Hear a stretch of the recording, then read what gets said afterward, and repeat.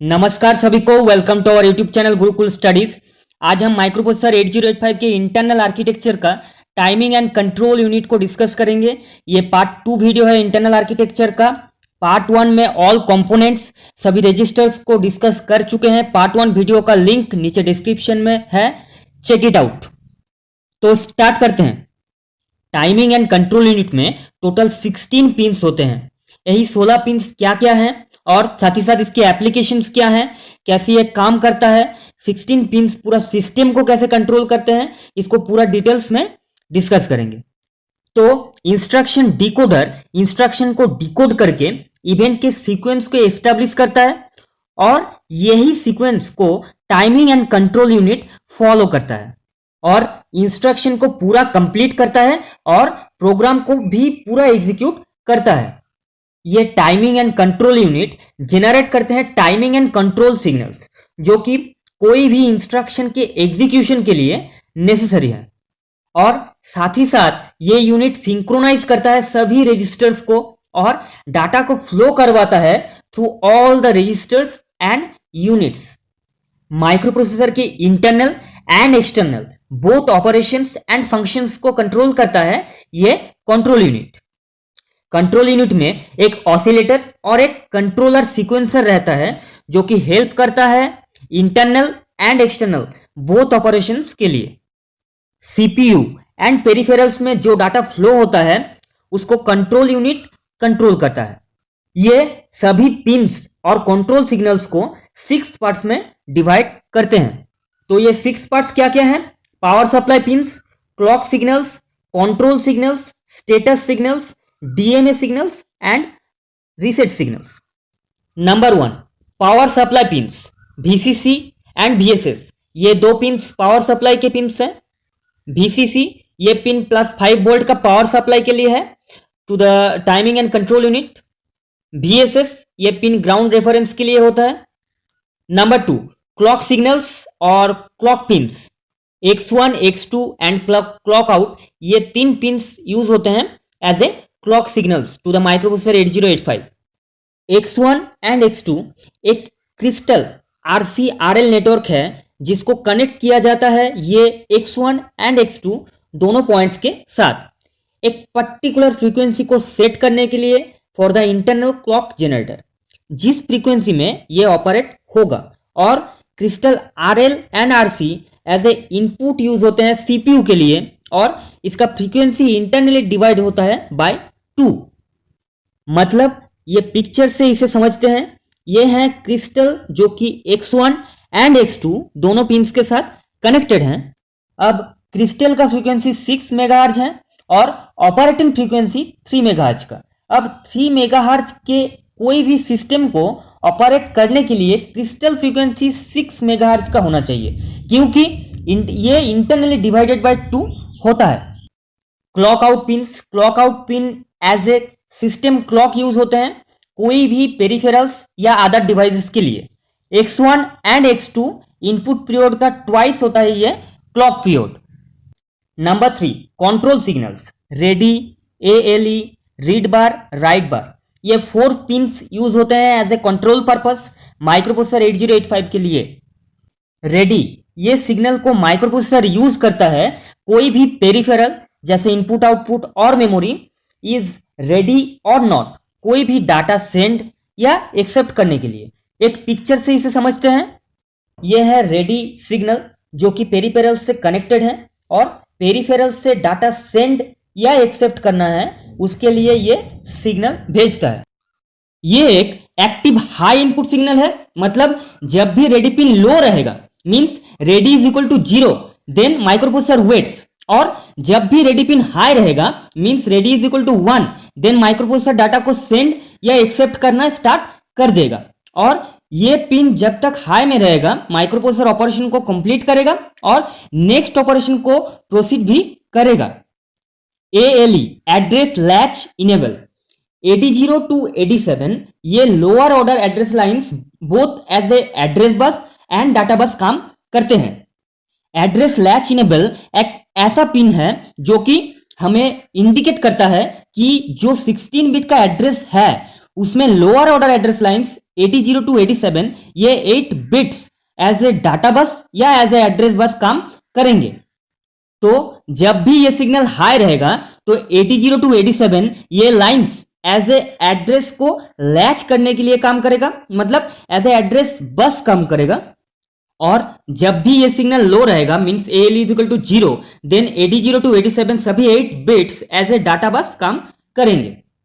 Read bar control, ये read bar control signal indicate करता है कोई भी सिलेक्टेड IO डिवाइस या मेमोरी डिवाइस को रीड करना है और डाटा बस में जो डाटा या ऑपकोड है उसको एक्सेप्ट करने के लिए माइक्रोप्रोसेसर रेडी है या नहीं। ये एक एक्टिव लो सिग्नल है, मतलब जब ये सिग्नल लो रहेगा means read bar is equal to 0, then ये एक्टिव होता है डाटा को रीड करने के लिए। रीड पिन जब भी लो रहेगा microprocessor will understand that the information coming from memory और IO device. Write bar control, ये सिग्नल भी एक एक्टिव लो सिग्नल है, मतलब write bar is equal to 0, then ये एक्टिव होगा और ये भी रीड बार सिग्नल की तरह इंडिकेट करता है कोई भी सिलेक्टेड IO या मेमोरी डिवाइस को राइट करना है और डाटा बस से आगे प्रोसीड करना है। Number 4, status signals. S0, S1, IOM bar ये 3 पिंस यूज होते हैं as a status signal for the microprocessor 8085। IOM bar ये एक स्टेटस सिग्नल है जिससे माइक्रोप्रोसेसर डिफरेंशिएट कर पाता है कि माइक्रोप्रोसेसर को IO रिलेटेड या मेमोरी रिलेटेड ऑपरेशन को परफॉर्म करना है। जब भी ये सिग्नल हाई होता है means IOM bar is equal to 1, that means ये IO रिलेटेड ऑपरेशन है। और जब भी ये सिग्नल लो रहेगा means IOM bar is equal to 0, that means memory related operation ये परफॉर्म करना है।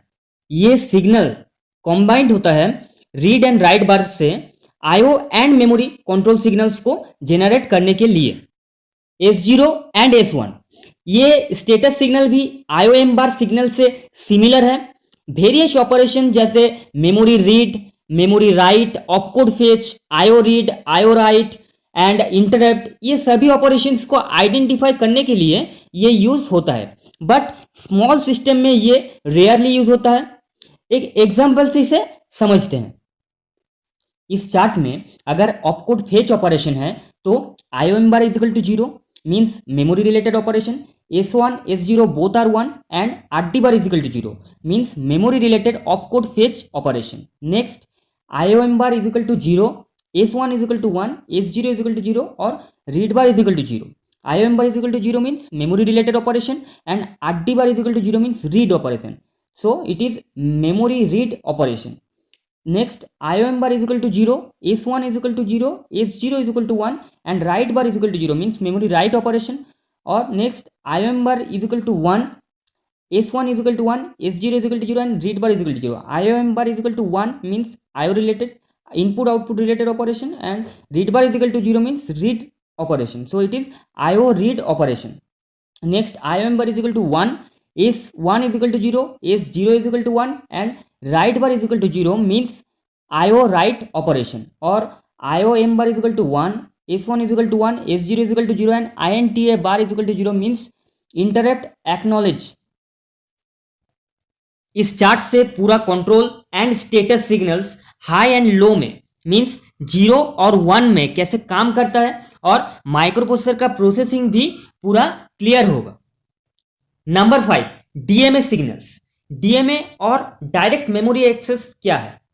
DMA सिस्टम को अलाउ करता है एक इनपुट या आउटपुट कमांड माइक्रोप्रोसेसर को देकर माइक्रोप्रोसेसर एक DMA ट्रांजैक्शन इनिशिएट करता है।